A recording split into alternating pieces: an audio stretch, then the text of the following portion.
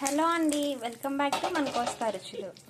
ఈరోజు మనము గుంటూరు గోంగూర అలాగే పండు మిరపకాయలు కలిపిన పచ్చడిని ఎలా ప్రిపేర్ చేసుకోవాలో చూద్దాము. ఈ పచ్చడిని ఆకుల గోంగూర అని కూడా అంటారు. అయితే ఈ పచ్చడి అయితే 1 ఇయర్ వరకు నిల్వ ఉంటుంది. 1 ఇయర్ వరకు నిల్వ ఉండే విధంగా పక్కా కొలతలతో ఎలా ప్రిపేర్ చేసుకోవాలో ఈరోజు అయితే మనం చూద్దాము. అయితే ఈ పచ్చడిని మా అత్త ప్రిపేర్ చేస్తుంది. తనని అడిగి మనం కూడా తెలుసుకుందాము. అత్త, గోంగూర మొత్తాన్ని ఇలా ఒలుచుకున్నాం కదా, ఇప్పుడు ఏం చేయాలి? ఇప్పుడు మొత్తం శుభ్రంగా కాడ తీసి శుభ్రం చేసుకున్నాం కదా, మొత్తం పీచు అన్ని ఏరి క్లీన్ చేసాం గోంగూర. ఆ గోంగూరని నీడలో, ఎండ లేకుండా నీడలో ఒకటి కాటన్ చీర కానీ లేకపోతే బెడ్షీట్ కానీ వేసి కాటన్ దాని మీద నీడలో ఆరబెట్టాలి. ఇట్లా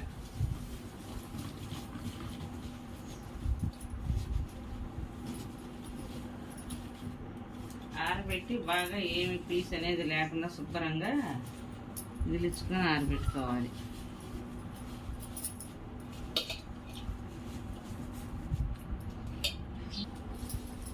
ఈ గోంగూర ఆరటానికి ఒక రోజల్లా పట్టింది పూర్తిగా. ఈ రోజల్లా ఆగి రేపు వడబడ్డ తర్వాత వేయించుకోవాలి. ఈలోగా మనం పండు మిరపకాయలు కావాలి కదా ఈ పచ్చట్లోకి, అవి తొక్కుందాము. తొడియాలు తీసి క్లీన్ చేసి తొక్కుందాం పచ్చడి. పండు మిరపకాయలు తొడియాలు తీసిన తర్వాత ఒక కాటన్ క్లాత్ తీసుకొని శుభ్రంగా వాటిని తడి లేకుండా తుడుచుకోవాలి. తుడుచుకున్న తర్వాత రోట్లో వేసుకొని కచ్చాబచ్చాగా దంచుకుంటూ దానిలో ఒక అరసోడు ఉప్పు పోసుకోవాలి. ఉప్పు పోసుకున్న తర్వాత ఉప్పు అంతా కలిసే విధంగా తొక్కుకుంటూ మళ్ళీ దానిలోకి ఒక 100 గ్రాముల చింతపండు కూడా పెట్టి రెండు కలిసే విధంగా తొక్కుకోవాలి. ఉప్పు అయినా ఏదైనా దీని కొలత దీనికే, గోంగూర కొలత గోంగూరకేను. పండు మిర్చిల్లో ఒక అరసోడు ఉప్పు పోసుకుంటాం కదా, వచ్చిన గోంగూర అనే దానిలో ఒక గిద్ద పోసుకోవాలి. చింతపండు అనేది గోంగూరలోకి అవసరం లేదు. పండు మిరకాయల వాటికి ఒక 100 గ్రాములు పెట్టుకోవాలి. ఈ చింతపండుని రెబ్బలుగా తీసుకుంటూ దీనిలో విత్తనాలు కానీ పీసులు కానీ ఏమీ లేకుండా చూసుకున్న తర్వాత రోట్లో వేసుకొని ఉప్పు చింతపండు బాగా కలిసే విధంగా దంచిన తర్వాత ఒక డబ్బాలో కానీ జాడీలో కానీ తీసుకొని పక్కన పెట్టుకొని మూత పెట్టుకోవాలి.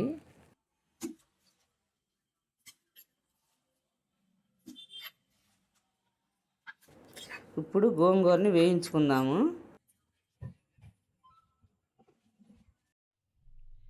గోంగూర పొయ్యి మీద పెట్టి వేయించుకోవాలని చెప్పా కదా, ఇది శనగ నూనె వేసి వేయించుకుంటున్నాను. నేనైతే శనగ నూనె వాడతా. పచ్చళ్ళకి శనగ నూనె బాగుంటుంది.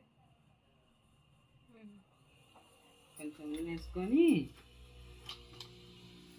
తిప్పుకుంటూ వేయించుకోవాలి. గోంగూర చక్కగా ఎండిపోయినట్టుగా వడబడిపోయింది.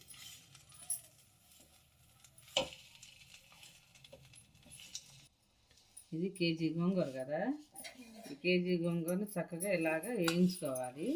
బాగా వడబడిపోయింది కాబట్టి ఏమి తడి కానీ ఏమీ ఉండదు. చక్కగా చూడు ఏ ఆకు పొడిలాడితే బాగుంది. ఇలా వేయించుకొని బాగా దీనిలోకి ఒక గిద్ద ఉప్పు కావాలి. కేజీ గోంగూరకి ఒక గిద్ద ఉప్పు కావాలి. ఆ ఉప్పుని మనం మిక్సీలో వేసుకొని సాల్ట్ లాగా చేసుకొని ఈ గోంగూరలో కలుపుకోవాలి. చూపిస్తుంది కూడా. గోంగూర అయితే బాగా వేగిపోయింది. ఇప్పుడు వేరే గిన్నెలో వేసుకున్నాము. అట్లా రావాలి గోంగూర వేపుకుంటే. ఏ ఆకు ఆ ఆకు పొడిలాడుతూ ఉండాలి. ఈ కేజీ గోంగూరలోకి ఈ గిద్ద గ్లాస్ అనమాట. ఈ గ్లాస్ తోటి గిద్ద గ్లాస్ కళ్ళుప్పు తీసుకొని ఇలా మిక్సీలో వేసుకొని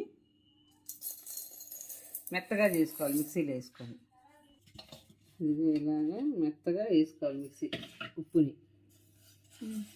ఇలా మెత్తగా వేసుకోవాలి ఉప్పుని. ఇప్పుడు మెంతులు కూడా వేయించుకుందాం. 50 గ్రాముల మెంతులు పడతాయి కేజీ గోంగూరలోకి. 40 గ్రాములు జీలకర్ర పట్టిద్ది. ఆ రెండింటిని కూడా వేయించుకుందాం ఇప్పుడు విడివిడిగా. 50 గ్రాముల మెంతులు ఇలా ఫ్రై చేసుకోవాలి. దోరగా వచ్చే విధంగా ఫ్రై చేసుకోవాలి.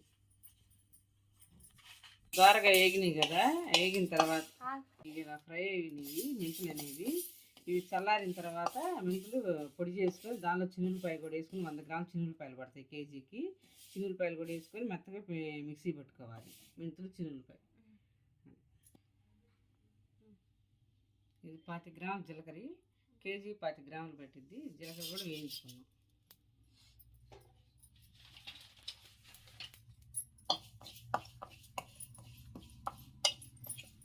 కొంచెం 2 టీ స్పూన్ల లాగా కూడా సుమారు జ్యూస్ వేసుకోవచ్చు.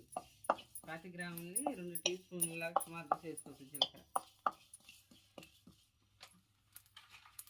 జీలకర్ర కూడా వేగిపోయింది. చల్లారిన తర్వాత ఇక తీసి పక్కన పెట్టుకొని చల్లారిన తర్వాత దీన్ని కూడా మెత్తగా పొడి చేసుకోవాలి. జీలకర్రని కూడా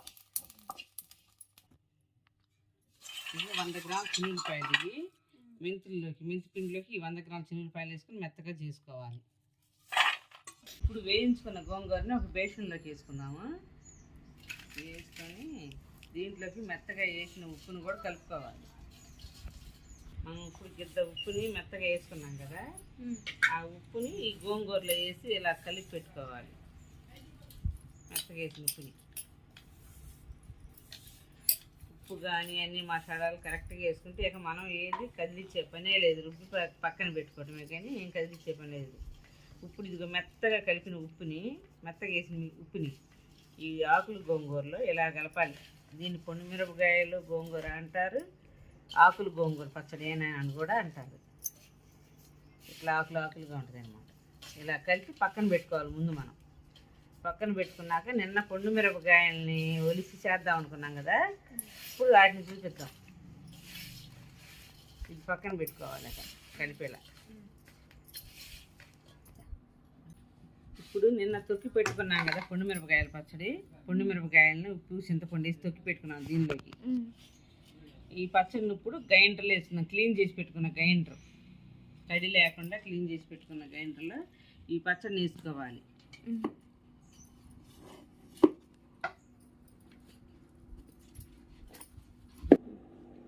ఈ గోంగూర పచ్చడిలోకి నిన్న తొక్కి పెట్టుకున్న పొండు మిరపకాయల పచ్చడి. ఈ పొండు మిరపకాయల్ని నీట్గా చేసుకొని తుడిచి పెట్టుకున్న గ్రైండర్లో వేసి మెత్తగా రుబ్బుకోవాలి.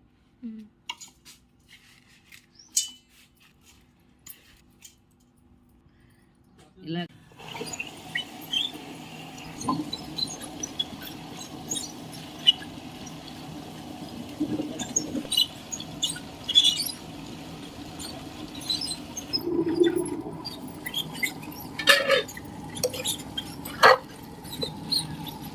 మెరిగింది పచ్చడి అనేది ఈ విధంగా మధ్యలో తీసుకుని గిన్నెలోకి తీసుకోవాలి.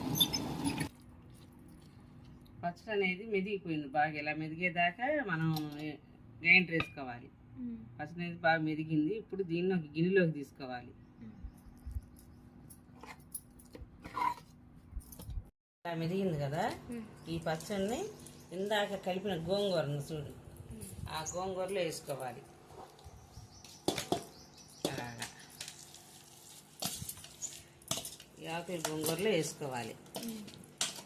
ఆకుల గోంగూరలో వేసుకొని ఉల్లిపాయలు వేసిన మసాలా, కలిపి దంచిన మసాలా, మెంతులు చిన్నులపాయలు, ఆ మసాలాని, జీలకర్ర పొడిని,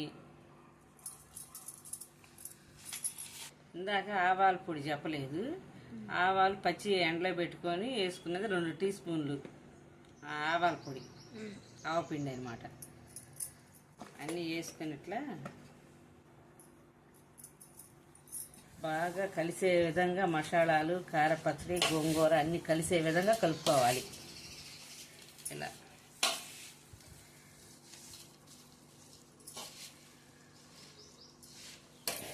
ఇలా గోంగూర పొండు మిరపకాయ మొత్తం కలిసే విధంగా చక్కగా కలుపుకోవాలి. గోంగూర చూడు ఆకు రెబ్బకు రెబ్బ బాగుంది. అలా కలుపుకుంటూ దీంట్లో ఇప్పుడు కొంచెం ఆముదం పోసుకోవాలి. ఒక 50 గ్రాములు,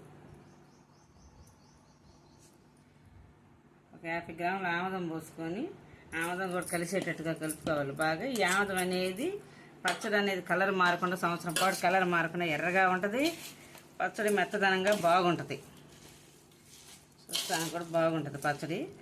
కొలతలు కూడా పొండు మిరపకాయలోకి పొండు మిరపకాయ కొలతే కేజీకి 1 ఉప్పు పోసుకోవాలి. 100 గ్రాములు చింతపండు పెట్టుకోవాలి.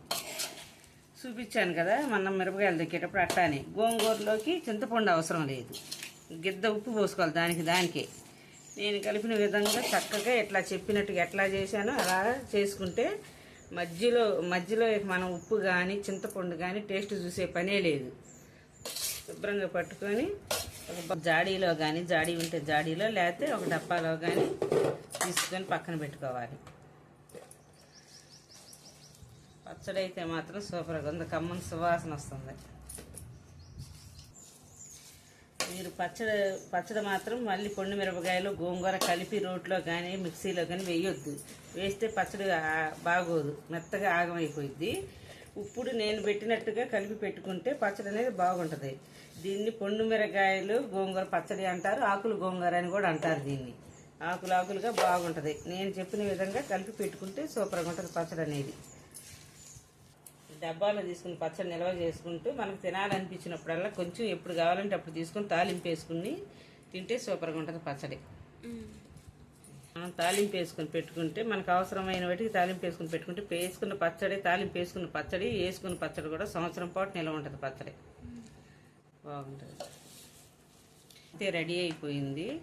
ఓకే ఫ్రెండ్స్, మనకైతే ఇప్పుడు పండు మిరపకాయ గోంగూర పచ్చడి అయితే రెడీ అయిపోయింది. దీనినే ఆకుల గోంగూర పచ్చడి అని కూడా అంటారు.